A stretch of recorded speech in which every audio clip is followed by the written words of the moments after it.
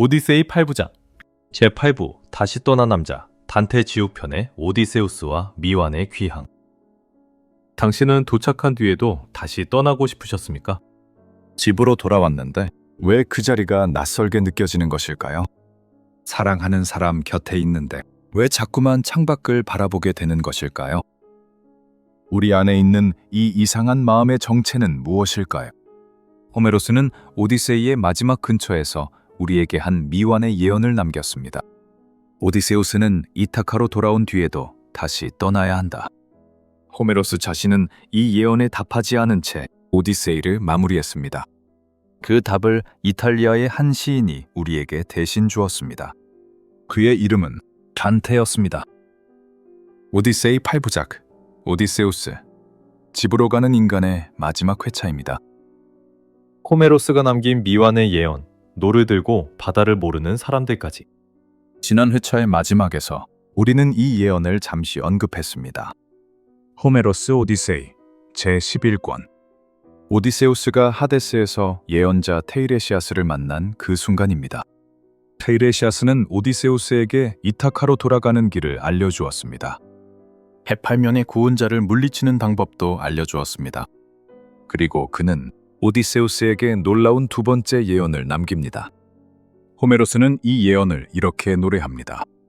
너는 이타카에서 구혼자들을 처단한 뒤에도 여기서 너의 여정이 끝나는 것이 아니다. 너는 잘 만든 노 하나를 손에 들고 이타카를 다시 떠나야 한다. 바다를 알지 못하는 사람들이 있는 땅까지 가야 한다. 소금을 먹지 않는 사람들의 땅까지. 그리고 낯선 사람이 너에게 이렇게 물을 것이다. 왜 당신의 어깨 위에 곡식을 까부는 도구가 얹혀 있소? 그때 너는 그 노를 그 땅에 심어라. 그리고 신들에게 제사를 드려라. 그러면 너의 여정이 마침내 끝날 것이다. 그리고 부드러운 죽음이 바다에서 너에게 올 것이다. 여러분, 이 예언의 이상한 세부를 잠시 함께 짚어봅니다. 첫째, 오디세우스는 이타카로 돌아온 뒤 다시 떠나야 합니다.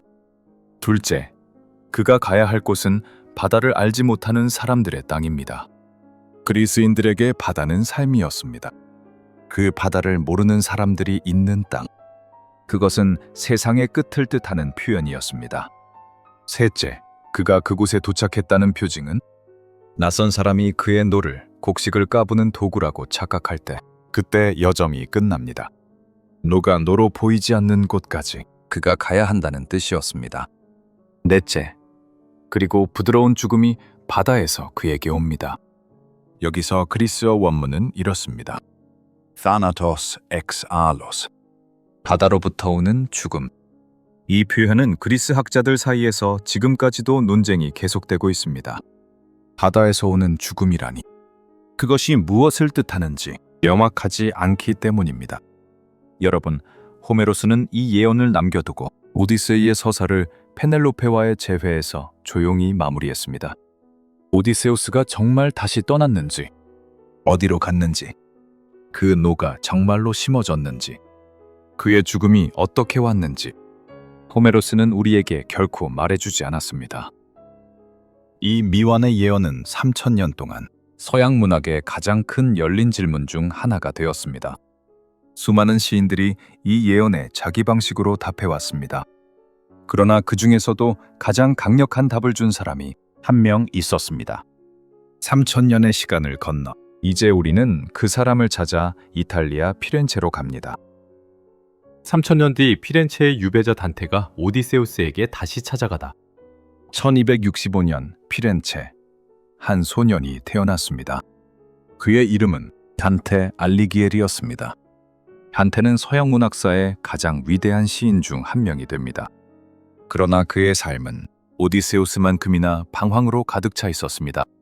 1302년, 그가 37살이던 그해 피렌체의 정치가 뒤집혔습니다. 단테가 속한 정당이 몰락했습니다. 단테는 자기가 태어난 고향 피렌체에서 추방됩니다. 그가 자기 도시에 다시 돌아가면 사형에 처해질 상황이었습니다. 그렇게 그는 20년 동안 이탈리아 반도의 여러 도시를 떠돌며 살아야 했습니다. 자기 집을 잃은 채, 자기 가족과 헤어진 채. 여러분, 이 사실이 오늘의 이야기에서 중요합니다. 단테는 자기가 다시 돌아갈 수 없는 이타카를 가진 사람이었습니다.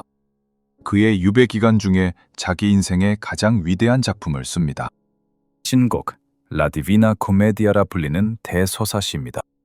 이 서사시는 세 부분으로 구성됩니다. 지옥편, Inferno, 연옥편, Purgatorio, 천국편, Paradiso. 지옥편에서 단테는 자기 자신이 주인공이 되어 자기의 영혼의 안내자를 만나 지옥으로 내려가는 여행을 그립니다. 그의 안내자는 놀랍게도 다른 시대에서 온 한 시인이었습니다. 기원전 1세기 로마의 시인 베르길리우스였습니다. 베르길리우스는 아이네이스라는 대서사시를 쓴 사람입니다. 아이네이스에는 유명한 한 장면이 있습니다. 트로이가 무너진 뒤 살아남은 아이네아스가 로마의 조상이 되기 위해 서쪽으로 항해하는 이야기입니다. 베르길리우스는 그 서사시의 6권에서 아이네아스가 하데스로 내려가 자기 아버지를 만나는 장면을 그렸습니다. 우리가 3부에서 보았던 오디세우스의 하데스 장면과 놀랍도록 유사한 재현이었습니다. 그 베르길리우스가 지금 1300년 뒤 단테의 안내자가 되어 지옥으로 함께 내려갑니다. 지옥은 9개의 원으로 되어 있었습니다. 원이 아래로 내려갈수록 죄의 무게가 커집니다. 두 시인은 첫 번째 원부터 하나씩 내려갑니다. 림보, 세욕의 원, 탐식의 원, 탐욕과 낭비의 원, 분노의 원, 이단자의 원, 폭력의 원. 그리고 8번째 원에 도착합니다. 여기가 신곡지옥편 26곡의 무대입니다. 이 원의 이름은 사기와 기만의 원이었습니다. 말로 다른 사람을 속인 사람들, 지혜를 나쁜 목적으로 쓴 사람들이 이 원에 있었습니다. 여기서 단테는 놀라운 광경을 보게 됩니다. 수많은 영혼들이 각자 하나의 불꽃 안에 갇혀 있었습니다. 얼굴이 보이지 않았습니다. 몸도 보이지 않았습니다. 오직 그들이 그 안에서 살고 있는 불꽃만이 보였습니다. 단테는 베르길리우스에게 묻습니다. 저기 저 큰 불꽃 안에는 누가 갇혀 있습니까? 베르길리우스가 답합니다. 저 안에는 두 사람이 함께 있다. 둘 다 트로이 전쟁의 그리스 왕들이었다. 그리스인 오디세우스와 디오메데스다. 여러분, 오디세우스가 지금 어디에 있는지 확인하셨는지요? 그는 지옥에 있었습니다. 그것도 8번째 원. 지옥의 매우 깊은 자리에 호메로스가 서양 문학의 가장 위대한 영웅으로 세워놓은 그 사람이 3000년 뒤 단테의 지옥에 있었습니다. 왜였을까요? 이 질문에 답하기 위해서는 오디세우스 자신의 마지막 말을 들어야 합니다. 지옥편 26곡 불꽃 속의 울리세. 그리고 서양 문학의 가장 강력한 한 문장. 단테는 베르길리우스에게 요청합니다. 저 오디세우스와 이야기하고 싶습니다. 그가 어떻게 죽었는지 알고 싶습니다. 베르길리우스는 답합니다. 너는 침묵하고 있어라. 내가 저 불꽃에게 말을 걸어보겠다. 베르길리우스는 그리스 왕의 영혼에게 청합니다. 자기가 살아서 아이네이스라는 서사시를 쓴 시인이었음을 밝히며 오디세우스의 마지막 항해에 대해 말해달라고. 불꽃이 흔들리기 시작합니다. 마치 바람 속의 촛불처럼 불꽃의 끝이 위아래로 흔들립니다. 호메로스의 그 유명한 영웅이 3000년 뒤 자기 마지막 항해에 대해 말하기 시작합니다. 내가 키르케를 떠난 뒤 그 어떤 것도 날 이길 수 없었다. 아들에 대한 사랑도, 늙은 아버지에 대한 존경도, 페넬로페에게 마땅히 주어야 할 사랑도, 그 어떤 것도 내가 이 세상을 알고 싶다는 열망을 이길 수 없었다. 인간의 잘못과 인간의 지혜를 나는 알고 싶었다.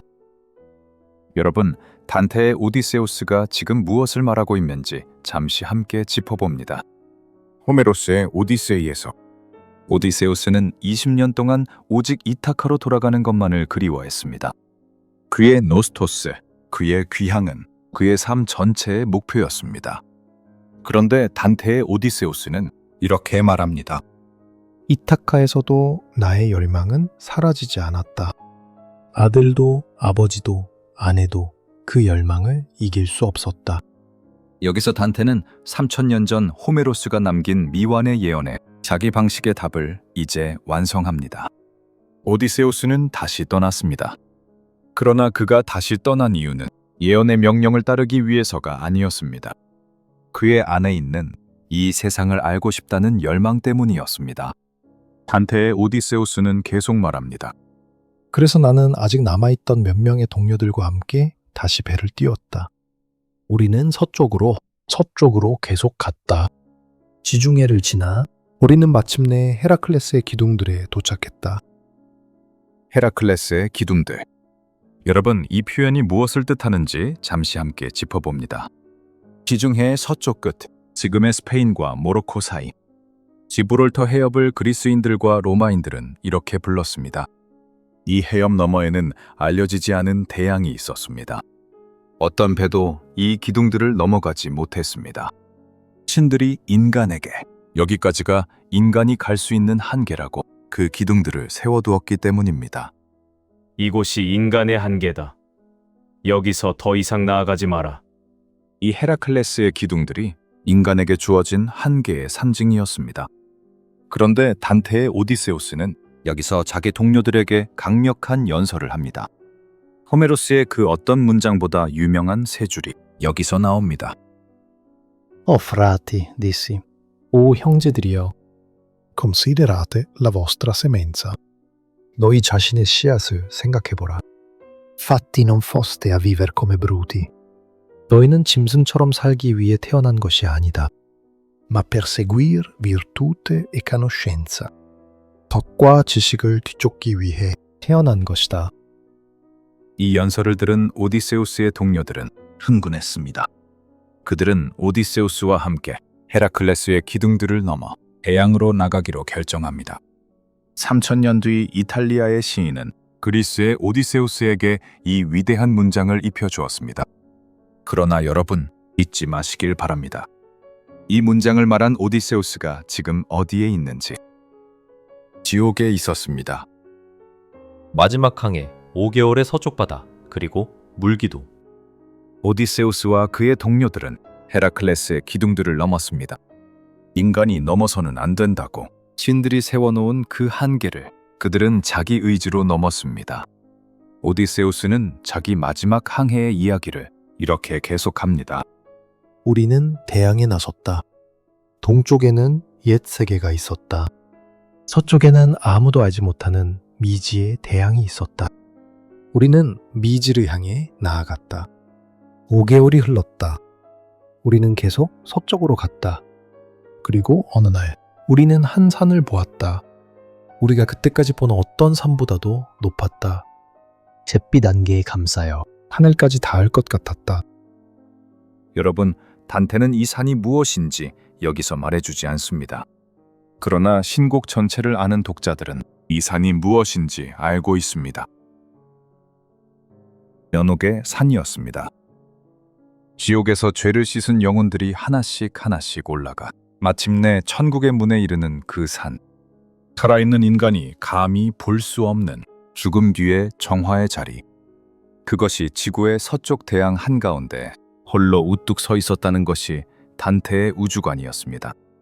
오디세우스는 살아있는 몸으로 그 죽음 뒤의 산 앞에 도착한 것이었습니다. 이것이 신들이 인간에게 정해놓은 한계를 넘은 그의 죄였습니다. 산을 본 그 순간 신들의 벌이 내렸습니다. 호메로스가 3000년 전에 남긴 바다에서 오는 죽음, Thanatos exhallosi, 지금 오디세우스에게 옵니다. 그 산 아래에서 바다가 갑자기 부풀어 올랐다. 거대한 물기둥이 우리 배 앞에서 솟구쳤다. 바람이 배를 3번 돌렸다. 3번째 바퀴가 돌 때 배의 뱃머리가 아래로 처박혔다. 그리고 우리 위로 바다가 다시 닫혔다. 이것이 단테가 우리에게 그려준 오디세우스의 마지막이었습니다. 여러분, 이 물기둥의 3번의 회전을 잠시 함께 생각해 보시길 바랍니다. 3번의 회전. 기억나시는지요? 우리가 3부 하데스 편에서 함께 본 그 장면. 오디세우스가 어머니 안티클레이아의 그림자를 3번 껴안으려 했다가 3번 다 자기 팔이 그림자를 통과하는 것을 발견했던 그 순간. 그리고 6부 아버지와 아들 재회편에서 호메로스가 부자의 재회를 노래한 새의 비유. 자기 새끼를 사냥꾼에게 뺏긴 부모 새들이 우는 그 소리. 이 3번의 회전은 오디세우스가 잃어버린 것들이었을지도 모릅니다. 어머니, 아버지, 아내와 아들. 그가 이 세 관계를 뒤로하고 자기 안에 있는 미지의 열망을 쫓아 다시 떠났을 때 바다는 그를 3번 돌리고 마침내 삼켰습니다. 단테는 이것으로 호메로스가 남긴 미완의 예언을 완성했습니다. 왜 오디세우스는 지옥에 있는가? 전도서 3장 11절에 마음의 영원. 왜 단테는 오디세우스를 지옥에 놓았는가? 문학사에서는 오랫동안 3가지 해석이 있어 왔습니다. 첫째, 오디세우스가 자기 동료들을 위대한 문장으로 속여 인간의 한계를 넘도록 유혹했기 때문이라고. 그가 8번째 원에 기만적인 조언자들 자리에 있는 이유가 그 말솜씨였다고. 둘째, 오디세우스가 자기 아들, 자기 아버지, 자기 아내를 뒤로하고 다시 떠났기 때문이라고. 가족에 대한 의무를 저버린 죄, 그것이 그의 지옥이었다고. 셋째, 오디세우스가 인간의 한계를 자기 의지로 넘었기 때문이라고. 신들이 세운 헤라클레스의 기둥들을 넘어 죽음 뒤에나 보아야 할 연옥의 산을 살아서 본 죄, 그것이 그의 지옥이었다고. 세 해석은 모두 옳고 모두 부족합니다. 단테의 오디세우스가 지옥에 있는 이유는 그가 이타카에서 만족하지 못했기 때문이 아닐지도 모릅니다. 그가 어디에서도 만족할 수 없는 인간이었기 때문일지도 모릅니다. 이것을 조금 더 깊이 이해하기 위해서 우리가 이 시리즈 내내 함께 만나온 성경의 지혜자에게로 갑니다.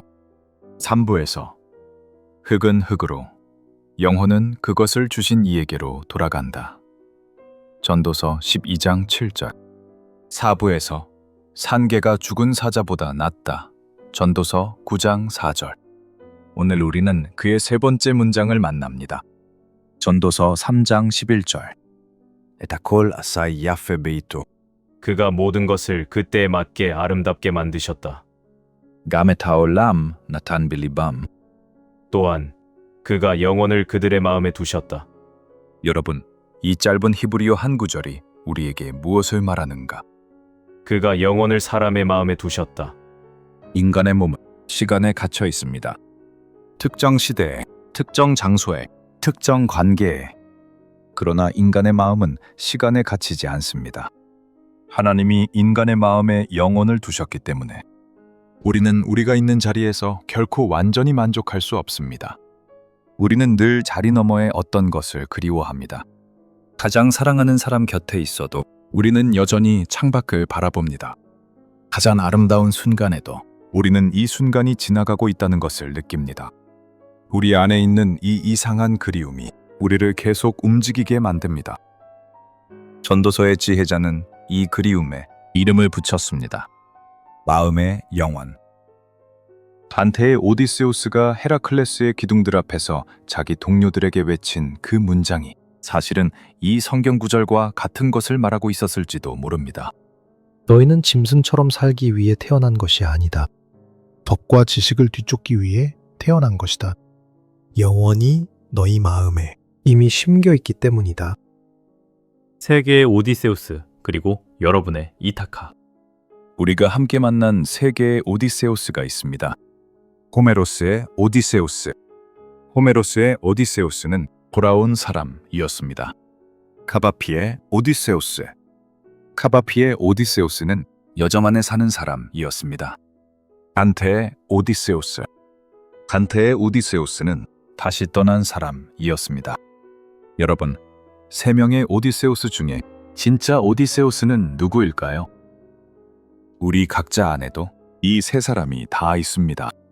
이 3사람이 다 함께 우리 마음 안에 있을 때 우리는 짐승이 아니라 인간입니다. 전도서의 지혜자가 말한 그 마음의 영혼을 지닌 존재입니다. 여러분에게 이타카는 도착이었을까요? 여정이었을까요? 아니면 여전히 그 너머의 어떤 자리를 그리워하고 계실까요? 3개의 답이 모두 진실입니다. 그리고 그것이 이 시리즈가 여러분에게 마지막으로 드리는 조각입니다. 여러분의 이타카에서 편안하고 평화로운 시간이 되시길 기도하며 지금까지 사유의 숲이었습니다.